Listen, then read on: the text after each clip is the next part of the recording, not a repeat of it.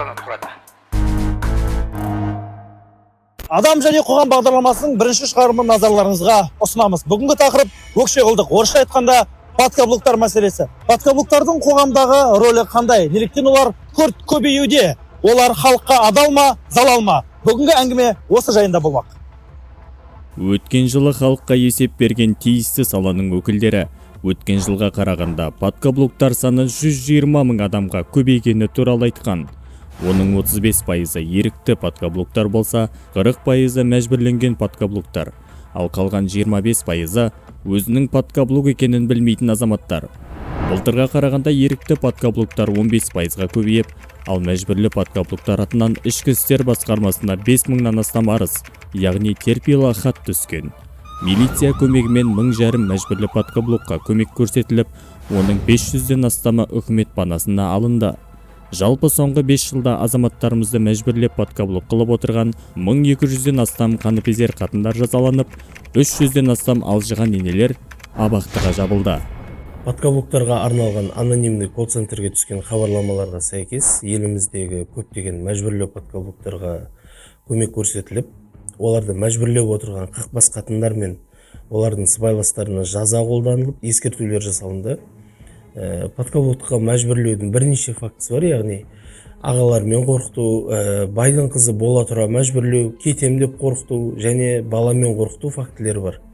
Одан бөлек өзінің подкаблук екенін білмейтін азаматтарға үгіт насихат лекциялар жүргізіліп, ескертпе материалдары таратылды. Дені сау адамнан подкаблукқа айналу бір мезет. Үйленген былай тұрсын, үйленбей жатып қызына қомақты сомаға, әлі де анасына сыйламаған сыйлық жасап жүрген малдар да бар. Достарына қызының көзінше боқтатпай, темекі шектіртпей қоятын, қызы немесе әйелі видеозвонокпен қадағалайтын, көлігінің алдыңғы орнынан досын тұрғызып жіберіп қызын отырғызатын, телефонының абойына WhatsApp, Instagram, басқа да әлеуметтік желілерге қызының суретін қойып, және логині мен құпия сөзін беріп қоятын далдар аз емес. Шындық бәрібір салтанат құрады.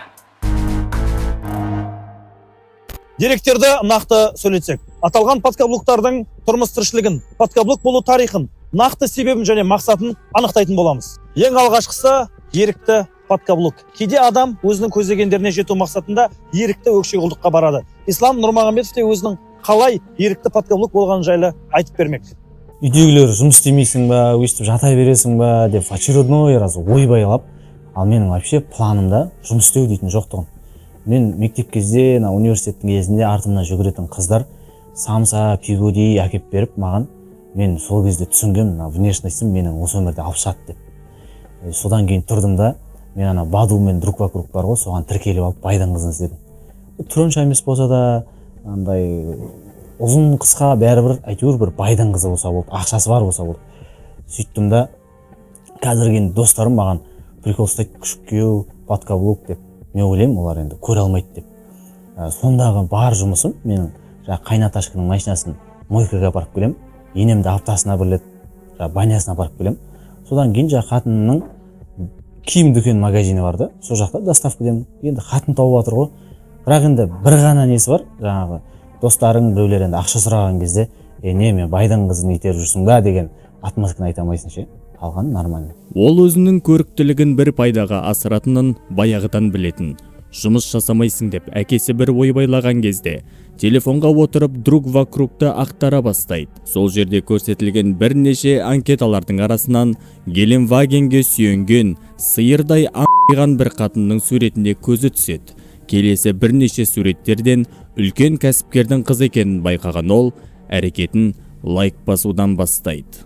Нұрмағамбетов Ислам бізде тіркеуде бар, ерікті подкаблуктардың қатарында үйіне барып тексеру барысында мәжбүрлеу әрекеттері тіркелген жоқ. Бұл ұратын жағдай жақсы десек те болады. Біздің органға келіп аптасына бір рет тіркеуден тексерістен өтіп тұрады. Анау сөзге төзуінің арқасында бұл шакал жағдай жақсы, ұпайы түгел десек те болады. Шындық бәрібір салтанат құрады. Неше түрлі намысы жоқ, бар жандар, үміті жоқ жүрегінде шам жаңғар, күрт көбейді айналамда кенеттен, өкшеқұлдар, подкаблуктар жандар деп ақиық ақын Мұрат Абділда зар жылағандай, кейде қасымызда жүрген адамдардың қалай подкаблук болып кеткенін байқамай қаламыз. Келесі кейіпкеріміз Олжас Баймаханов та өзінің қалай еріксіз түрде подкаблук болып кеткенін байқамай қалған адамдардың бірі. Оның оқиғасы келесідей. Олжас Баймахановтың келіншегі қыз кезінде мінез білдіртпей, айтқанынан шықпай, Олжастың айтқанымен жүрген. Алайда оның өз құйтырғы жоспары болған. Үйлену тойы өтісімен үйіне ішіп келіп, Олжасты қалыңдық гүлімен сабап, халаты мен орамалын үтіктетіп қойған. Өзіне маңызды күнде көңіл күйді бұзбайын деп Олжас оған ештеңе демеген. Келесі күндерде келіншегі мінез танытып, Олжастың наразылығына үйіне кетем деп қорқытады. Енді менің келіншегім келін болып түскенде өзі баладай тұғым. Сонымен енді бөтен үйге үйренісе алмай жүрген шығар деп, осындай үйренісу процесі осындай болатын шығар деп көп нәрсесіне көндім, үндемедім. Оның үстіне анау әкесізде ұзату кезінде қызыма қолын үштемеген дегені бар тұғым. Ағаларда қарындасым шашынан бір тал түсетін болса шығарамын дегені бар тұғым. Көп нәрсесіне көндім, енді сүйіп қосылдым ғой.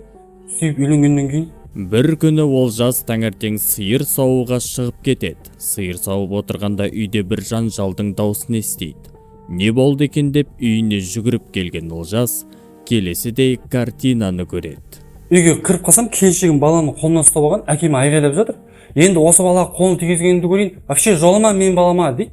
Сонымен не болып қалды десем, енді әкем ана баламның қылығына риза болғанда тфай деп түкірген ғой. Соған әйелім, ты чё на ребенка плюешься деп маған қарап, әкең айт сілекейіне еге болып жүрсін деп айғайлайды. Енді өзіме айғайлағанды жетер дедім да, әке-шешеме айғайлатпаймын дедім да, бар күш жігерім жинадым да, жылап далаға шығып кеттім әрмен қарай.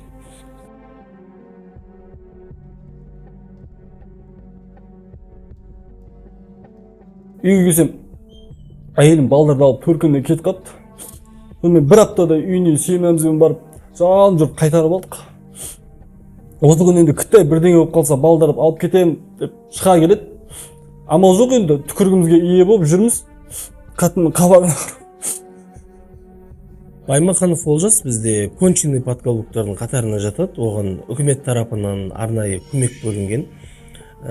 Жылына айлық есептік көрсеткіштің 30 еселенген мөлшері арнайы есеп шотына аударылып тұрады.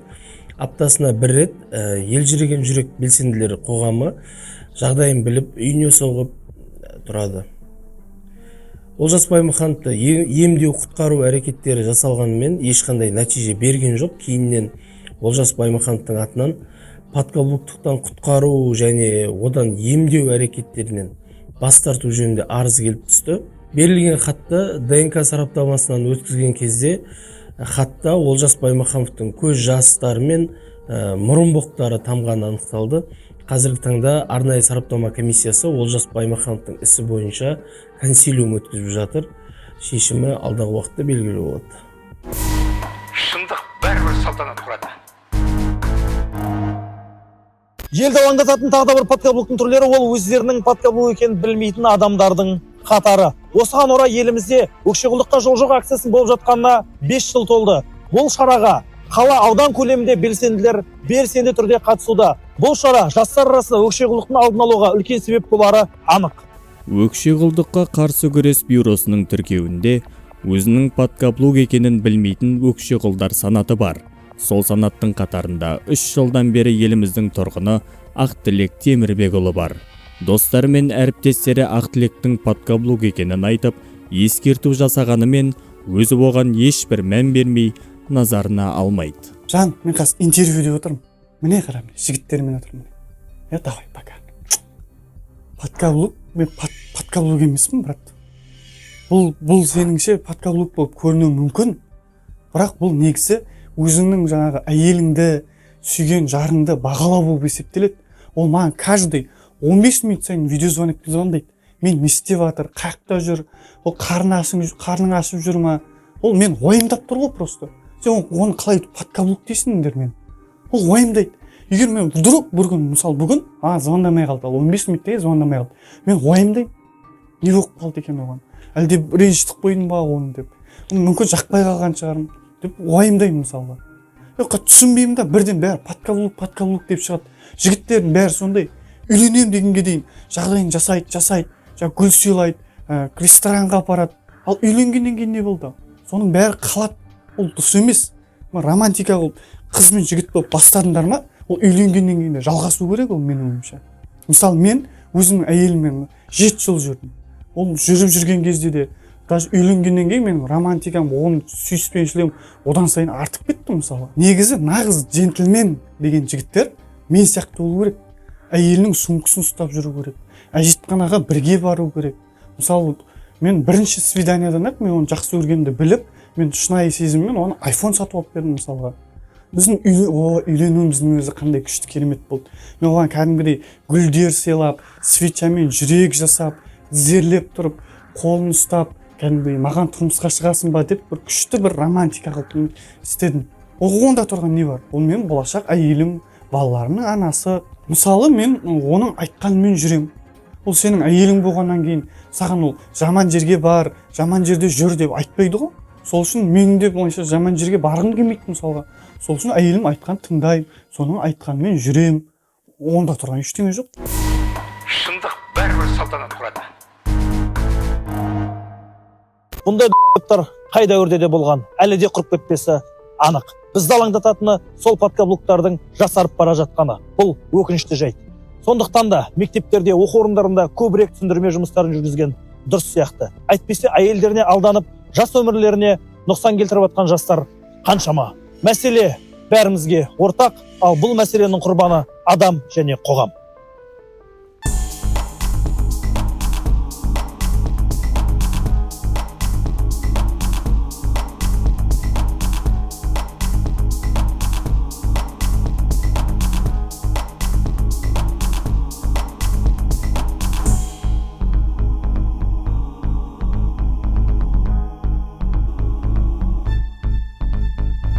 Қазіргі қоғам мені дұрыс бағаламай жатыр деген реніш жоқ па ішіңізде? Ондай реніштер бар ғой, бірақ ерте ме кеш пе шындық жеңеді.